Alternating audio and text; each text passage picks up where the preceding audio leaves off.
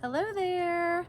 My name is Alicia, aka Edmiston Creations, and I am a wife, mom, social worker, athlete, and maker in the South Central Mountains of New Mexico. I am really happy to be back recording today. The last couple of weeks have been just an absolute whirlwind. It's been so busy for me and my family. We had Halloween, then my daughter turned 5 the same week, so we had a birthday party for her that weekend. And amidst all of that, a stomach bug hit the household. So that was a whirlwind, and now we're on the other side of it. Everyone's healthy and happy, and that's great. And next week is Thanksgiving. It's crazy. I cannot believe that next week is Thanksgiving, but I am here for it and I'm really excited. I'm in full-on festive mode. I'm wearing some little, I don't know if you can see, little puppy Santa earrings. I've had these earrings for years before I had children, but my daughter really loves them, and so I wear them quite frequently in the holiday months now. So yeah, so I'm really excited that Thanksgiving is next week, and work is busy for me this week, just making sure that I'm meeting with all of my clients and everyone feels supported leading into the holidays, and also making sure that I'm taking care of myself. So I worked out earlier today. I did some overhead squats and that was a lot of fun, but I have not had time to change or anything like that. So I'm still in my workout gear. So basically, this is hashtag real life. I mean, hey, I was gonna like try to get changed and all of that stuff before I recorded, but I was like, no, I'm just gonna do this, and you'll see me as I usually am on any other day. So if I'm not in a full-on me-made wardrobe outfit, this is usually what you'll find me in, is workout gear with a flannel, workout gear with a cozy sweatshirt, or workout gear with a hand knit sweater. So yep, this is it today. So before we dive into the focus of this video, which is to share with you some mindful processes that you can bring into your making, I wanted to give you a brief making update. I am wrapping up with some test knits.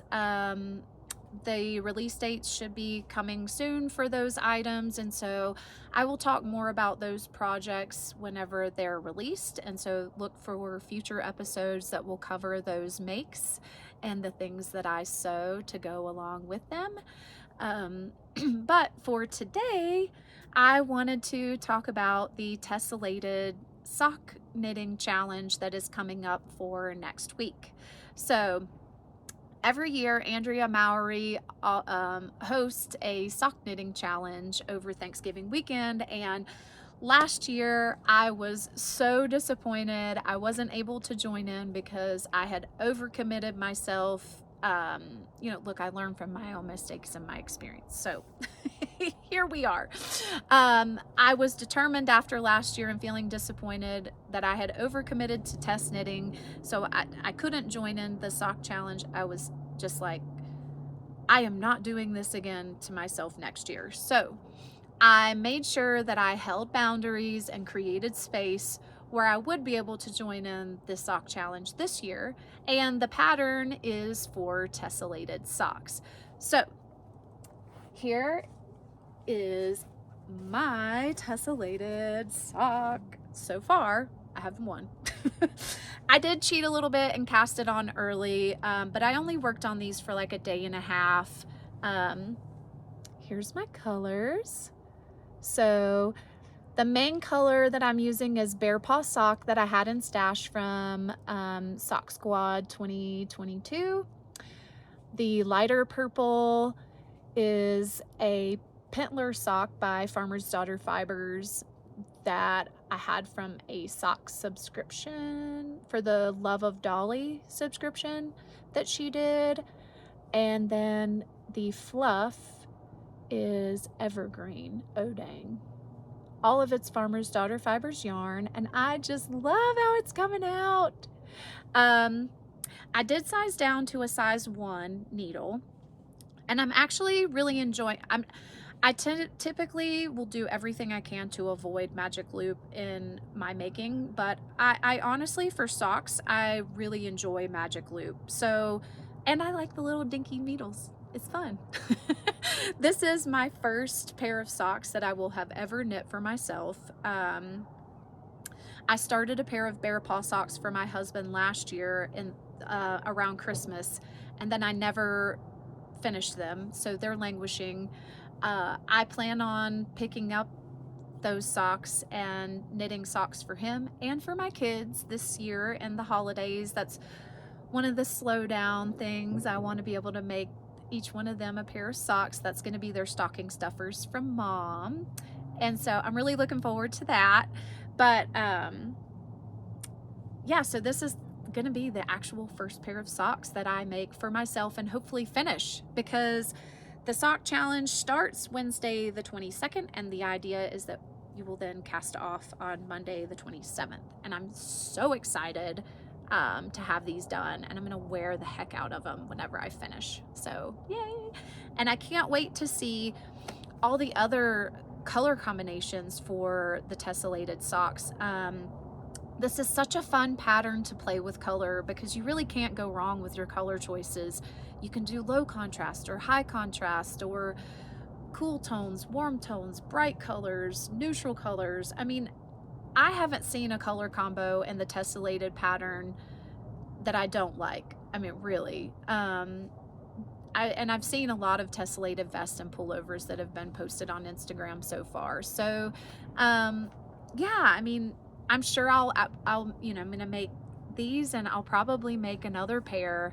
I pulled from my stash some neutral colors too that I think would be nice. But I want to, you know, in due time, I want to get these done first, and then I want to get socks made for my family. So, so yeah, so I was really excited to stash dive and use all Farmer's Daughter fiber yarn for these socks.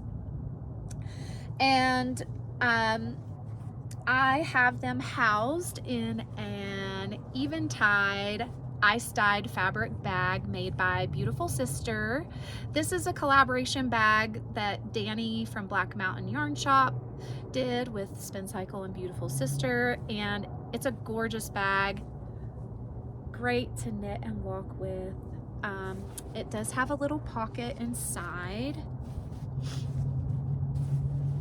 so you can see here, you can put like little snips or nail file, chapstick, you know, stuff like that in there. So it's a great bag. I will add a link to in the description box for Black Mountain Yarn Shop and Beautiful Sisters bags. I don't know if she has any more eventide ice-dyed bags left, but she does have other Beautiful Sister bags in stock, and they are reasonably priced and hold up very well. I have another one too, and I love it. So yeah, yay.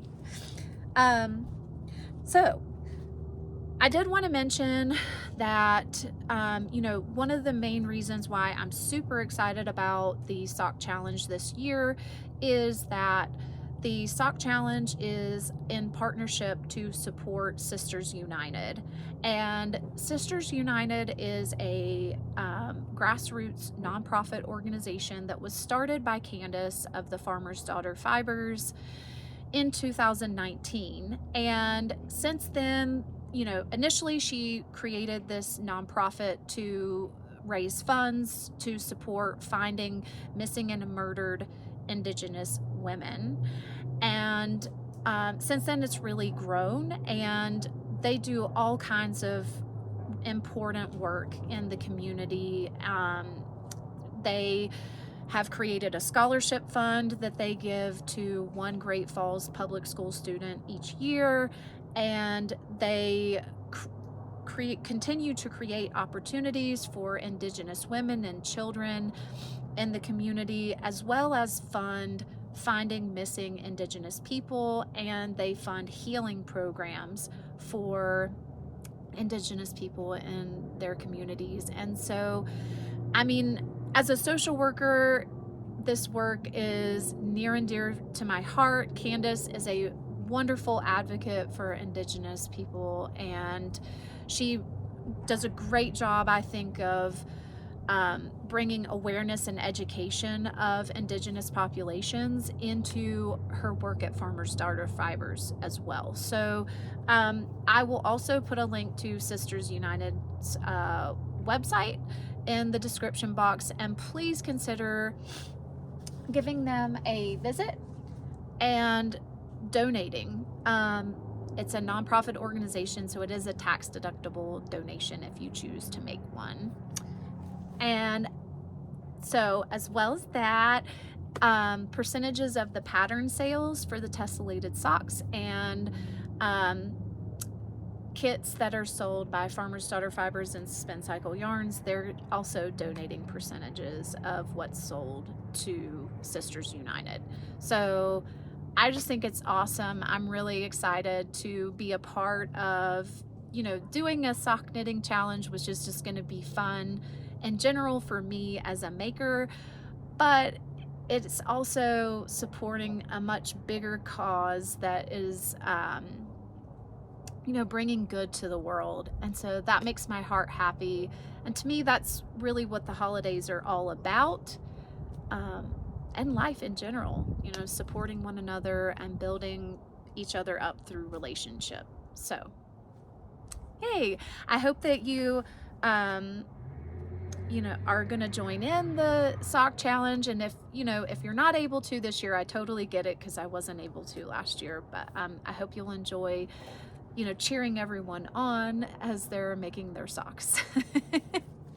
So I did buy a couple of skeins of Bear Paw sock to add to my stash, and I do plan on using these to knit some socks over the holidays. So this is Everything's Copacetic. It's a really beautiful blue. And this is Daddy's State of Mind. It's a very, very pretty chartreuse, like greenish yellow. It's so awesome. And I love Pedro Pascal, who she named it after, so I was like, I have to have that color. And my son actually really liked this color. He's 2. He just, when I opened it up, he just grabbed it and like hugged it, and I said, Howie, would you like a pair of socks in that color? He went, uh-huh. And he wouldn't let me have it for a while, because he just kept walking around the house with it. So my son will have a pair of socks in that color. So all right, so that's my making update. I will share more with you about what I'm making in future episodes. So today's episode really came about because I am asked the question quite frequently on Instagram, but also someone emailed in and asked this specific question too. So I figured it was a good time as any to answer it. It's, how do you find the time to do everything that you do? Or, just how do you do it all? You seem to just get everything done. And that's definitely a loaded question, and I do think it's relative, but the secret is there are no secrets. I don't have a magic answer. I really, time management is definitely part of my process, and and that is a skill that helps you to be productive throughout your day. But I really feel like mindfulness and mindfulness practices are key skills in increasing productivity, and not necessarily that life is about productivity, but mindfulness definitely enhances your joy and peace. So I felt like it was important to share some mindfulness practices that I use with making, that maybe you could also implement in your process and increase your joy. So here we go. First off, I wanted to start with sharing a definition of mindfulness. So a lot of people have an idea of what they think mindfulness is, but here we go. This is Jon Kabat-Zinn's definition. Mindfulness is paying attention on purpose to the present moment with kindness, curiosity, and non-judgment. So I'm going to say that one more time. And I'll also put this definition in the description box below if you want to see it written out. Mindfulness is paying attention on purpose to what is happening in the present moment with kindness, curiosity, and non-judgment. So the key, here is that we have those elements of kindness, curiosity, and non-judgment that we're bringing into the present moment.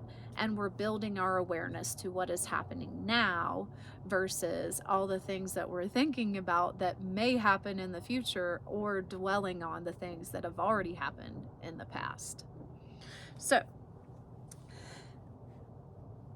the first practice that I have for you to try out is an acceptance practice. I think it's really important that we acknowledge and accept that we all have a certain amount of time available to make things, and at some point or other we are also going to get caught up in comparing ourselves and our time that we have available to other people. So we only have 24 hours in a day, and certain, just depending on your life and your schedule, you will have a certain amount of time that you have available to you to make. And the amount of time you have available may be drastically different than the amount of time I have available. So I think it's really important to start there and know, well, this is how much time I actually have available to spend knitting or sewing or crocheting or weaving or spinning, whatever it may be. Because social media can be a beast, whenever we're scrolling through social media and we see all these other people that are making and sharing these beautiful projects and things like that, it's really easy to get caught up in comparing yourself to other people and their making capacity. And that's not really a fair comparison. It's important to know that a function of the mind is to problem solve, and part of problem solving and what helps us to solve problems is comparing and contrasting. That's a skill, but that skill is part of judgment. And remember, mindfulness is about non-judgment. We're trying to remove that from the equation here. But as long as we're awake and living, breathing humans, we will naturally compare ourselves to others. And it is also natural that we are overly self-critical of ourselves, and we judge ourselves unfairly compared to other people. So we may see somebody else, sharing projects on Instagram, and unfavorably, we're already going to tip the scales in their favor, that they're doing a better job at making than we are. That is a normal function of how the mind will see that perspective. So it's important to be aware of that and acknowledge and accept that it's going to happen. Don't try to change it. It's kind of like if you try to change it, it's like you're trying to tell yourself to be a zebra. We're human beings, we're not zebras. So it's okay that you may find yourself comparing to others.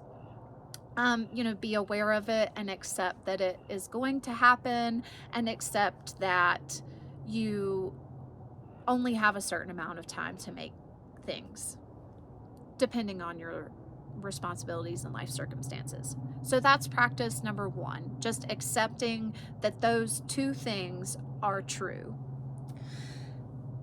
The second practice is a noticing practice. So whenever you notice that you are getting caught up in the comparison trap and feeling like, man, I'm not making as much as, so and so or this person or that person, and like, man, the inner critic is real, right? We can start saying like, man, I'm just a horrible person. Now I'm shaming myself because I'm not making or producing as much because I'm comparing. All of this starts with comparing, which is a normal function of our brains.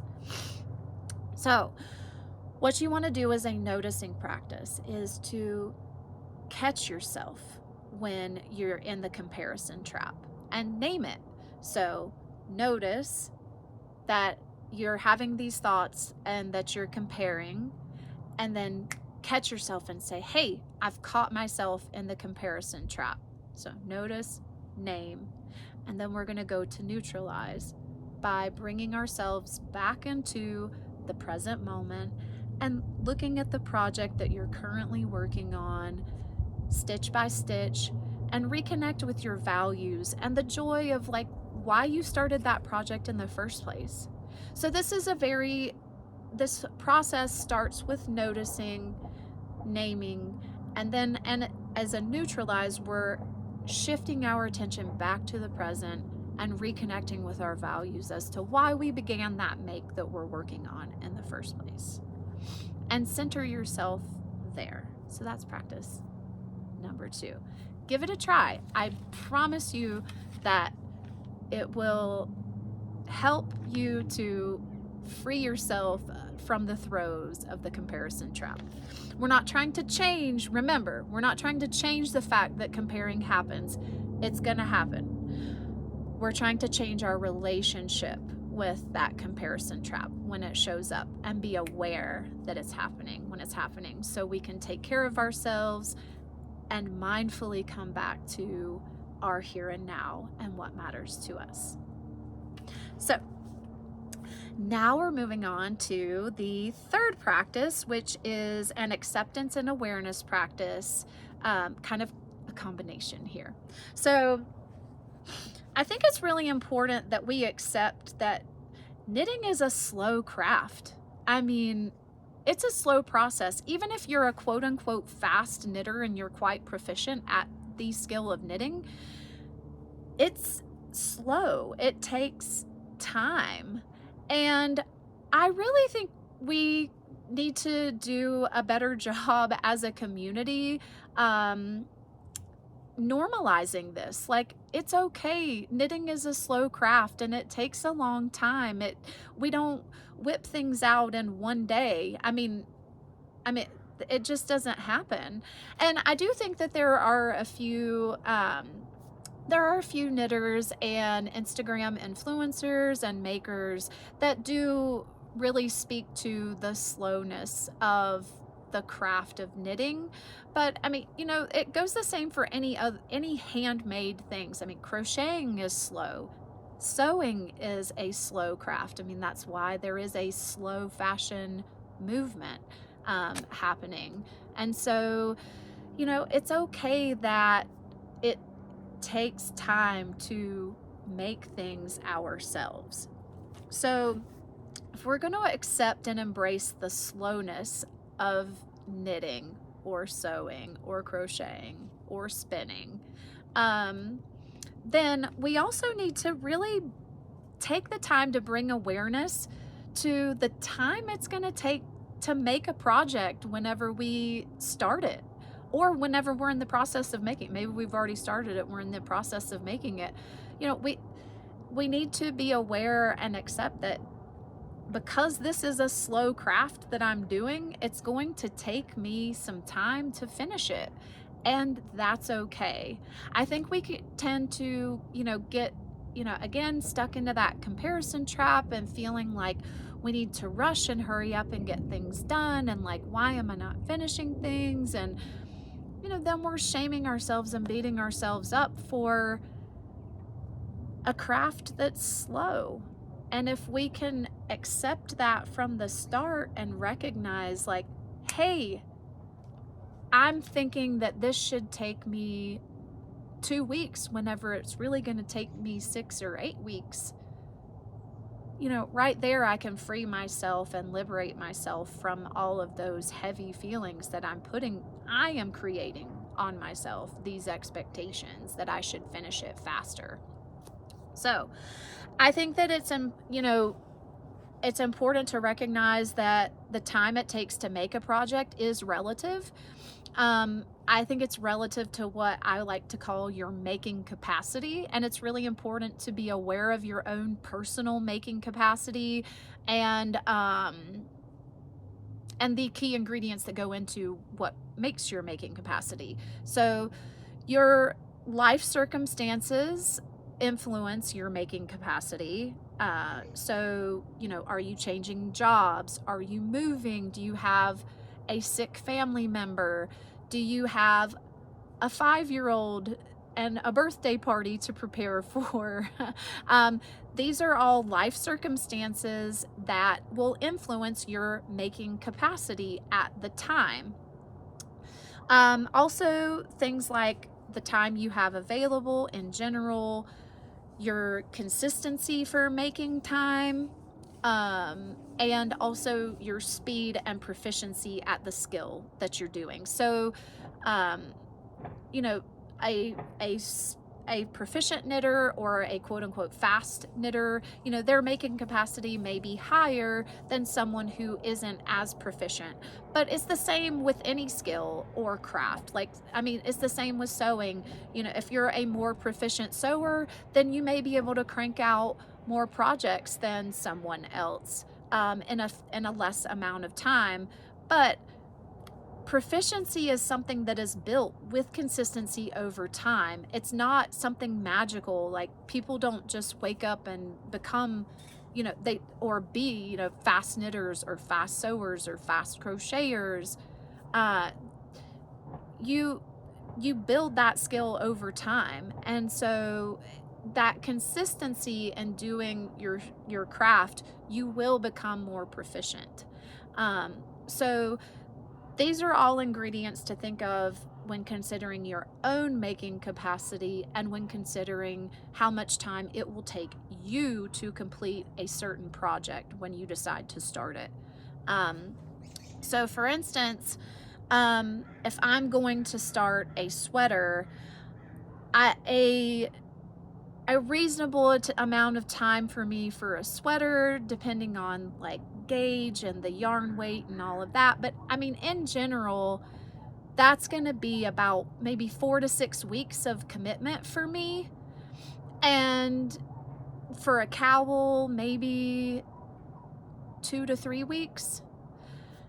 And I like to say, I just want to put a disclaimer here that whenever you're thinking about the time it will take for you to complete a certain type of project, whether it's knitting or sewing or crocheting or spinning, you want to consider that that time for you is when I'm starting this project, I'm starting this sweater, I'm also committing, a month of my time to this project. I don't think that we're fully aware of that when we go to cast on. I know I'm a joiner as much as the next person. I get caught up in knit alongs. Hey, I'm joining in the sock challenge next week. So I like to join up and knit along with other people too, but it's really important to think about whenever I'm starting a project, I'm not just starting a sweater because this is fun and exciting and I'm joining up with my friends to make something. I'm actually committing to a month to 6 weeks of my time to finish this said project at the same time. A lot of times that goes as an unspoken expectation, and then we find ourselves we finish maybe the yoke of a sweater and then we put it down and we've cast it on something else, we're on to the next thing, and then that project may become a languishing project because we didn't really consider the fact that it was going to take so much time to actually finish it. So, you know, that time in our making capacity is relative, and it's important to be aware of our making capacity and accept our making capacity whenever we're considering our makes, whatever it may be. And I do recommend that when you think about the time you're committing for a project, that you, again, under promise and over deliver here. That, you know, it's really better if I think that it may take 4 weeks for me to finish a sweater, I'm going to give myself a 1 to 2 week buffer automatically out of the gate, so I can account for, you know, twists and turns that happen in life that I can't foresee, because nobody can predict the future. So right now, where I'm sitting, when I'm thinking about casting on this new project, I may think, oh, 4 weeks, that'll be plenty of time. But 2 weeks from now, I may get the flu, and I didn't account for that. And so maybe I don't really feel like knitting while I have the flu. If I give myself that buffer and under promise and over deliver, then you know, I set myself up for success and, you know, moving towards finishing a project in a very mindful way. So overall, remember to accept and embrace that knitting takes time, and we need to honor our making capacity. So when we're choosing our projects, we need to have that awareness of we're also committing time to make that project. Okay, so that's the third practice. Again, accepting that knitting is a slow craft. We all have an individual making capacity that's fluid and flexible depending on our life circumstances at the time. And we need to honor that making capacity so that when we choose a project, we are also aware we're committing X amount of time, whatever that is, for that project to be fully finished.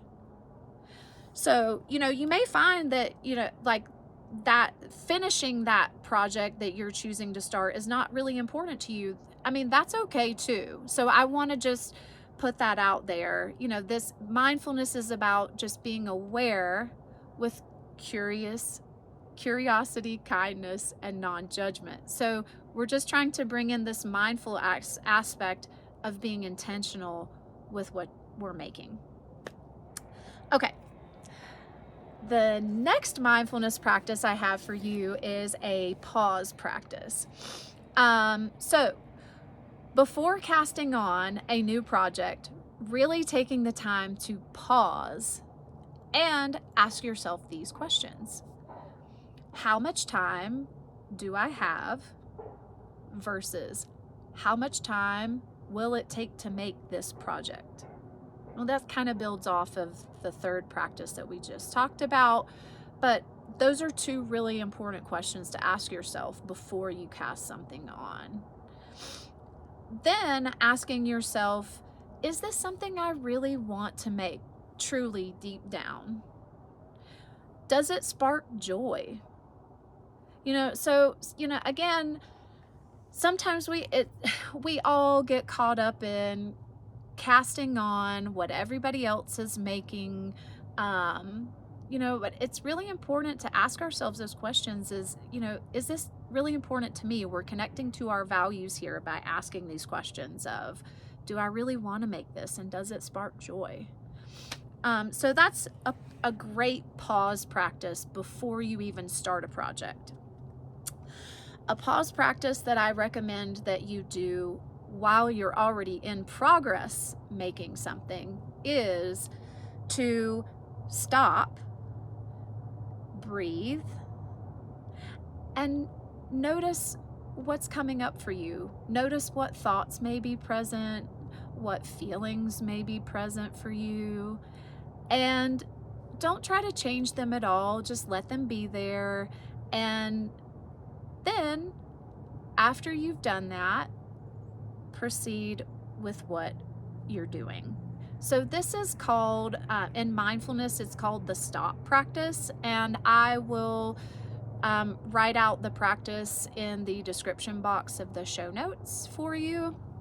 But you are literally stopping, taking a breath, observing something, and then proceeding with what you're doing. Just keep going with this stitch, the next round, and feel the texture of the sweater or the shawl. If you can't tell, I knit a lot of sweaters. The sweater or the shawl or the hat or the socks that you're making, like really let yourself soak in the moment of now. And that stop practice can take you literally like 5 to 10 seconds, but it's such a joyful practice to just really to bring yourself out of the future and back to now, or away from the past and back to now. So try that one out and let me know how it goes. I would love to hear, in the comments, or please email me. I'll put my email in the show notes too, and let me know how these practices go for you. I would love to hear. So number 5, the very last practice that I have for you for bringing mindfulness to your making is an intentions practice. So basically, setting intentions with your making can be a really powerful process, to help you to discern really what matters to you whenever you go to make. So this is as basic as making a list, just starting with making a list of all the projects you have in your head. I actually did this recently, so just within the last week. So I made a list of all the sewing projects I had in my head that I wanted to make in the fairly immediate future, like the next few weeks. And then I made a list of all the knitting projects that I had in my head that I wanted to make in the upcoming couple of months, as well as knit-alongs that were going on that I wanted to commit to. And the sock challenge was one of them, and test knits that I've committed to finishing by certain deadlines. So I wrote all of that down in a list. And then what I did was I went through and I prioritized them with my values, like what really matters to me most. Finishing test knits, 100%, that matters to me. So those projects went into like their certain months. So I broke things up in like a timeline after this, and I plugged in my projects in the upcoming months as like that was my make list. And I made sure that I did the whole less is more kind of concept here. I made sure that I did not overcommit myself within a month of how many projects I would actually finish. And I realized in doing this that there's a lot more knitting that I want to do than I have time for. And I think that you'll probably notice the same thing, because knitting is, again, a slow craft. So I was able to narrow down my upcoming make list, and I realized, these are makes that I want to do, but they're on deck. They're in my list of makes that are in my, future. They're on the horizon for me, but they're not things that I will get to in December or January even.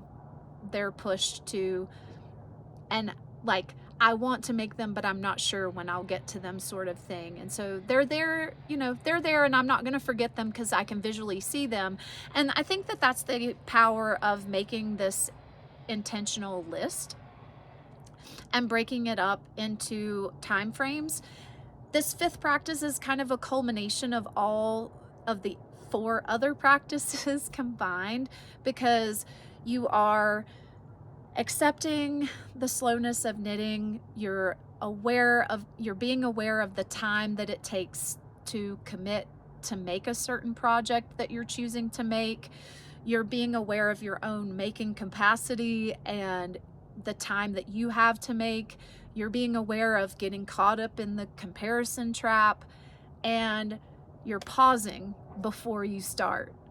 So this is kind of bringing everything together to help you to mindfully make over the holidays in particular, but hopefully this is a practice, or these are practices that you can continue throughout 2024 and beyond. So remember, I just want to say, as I'm wrapping up here, remember that rushed feeling to finish up a project and to hurry up and make or get something done is completely self-imposed. I know I do it to myself all the time. I feel like I'm constantly behind, or I need to rush and get something finished so I can hurry up and get to the next thing. And when I notice myself doing that now, I catch myself and I say, hey, you know what? There really isn't a rush. No one's standing around and being like, hey, Alicia, guess what? You're behind. Hurry up and make some more things, will you? No, that's me doing that to myself. And so I recognize that, and I pause and I breathe and I bring myself back to the present. And that is the power of mindfulness, to release ourselves from these expectations that we make. And they seem like they come out of nowhere, but they really come from within the depths of our mind and our psyche. So I hope you find some value in these practices and you really do, try them out. I think in a future episode, I will share more about what I do personally and what works for me with making. I think, right now it just feels like a really nice place to wrap things up for this episode. So just a few final thoughts, I guess, to leave you with here as I sign off. I think it's important to remember that we all struggle. We all struggle with the things that I've talked about, with making, with comparing, with our inner critic. I struggle with this myself. I'm not perfect. And, really these practices that I'm sharing with you, they're born out of professional experience and training that I have, but also personal experience in practicing these things myself. And they really do work. I wouldn't share them if I didn't believe in them and if I didn't walk the walk myself. It's really important to me that the things that I share are things that I believe in and I know have efficacy. So more is not necessarily better. I think, like, if we could all take one thing away this holiday season, and with our mindful making practice, is more is not better. More is definitely the American way, I will say. We get so caught up in like having more of whatever we enjoy and what excites us, and just catching yourself whenever you think, oh, I should do more of that. Well, hold on.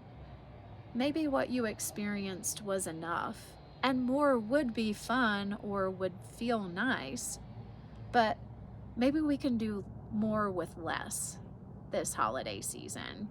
And it's really nice whenever it comes to our making to embrace less is more, because we can really absorb and soak in our creativity process whenever we do that. So we really want to focus on embracing the time that we do have and honoring our making capacity with intention and self-compassion. So if you can remember that, then, and let that be your guiding light, I hope that you find that as an anchor for your making. And yeah, I would love to hear how you find these making tips and you implement them. Please share with me in the comments, and be sure to like and subscribe to my channel so you don't miss out on any future episodes and things that I have to share.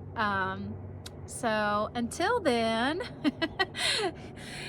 happy mindful making. I really wish you a wonderful rest of your week, and I will be back soon with some finished object makes, as well as I will be sharing how I mindfully practice making.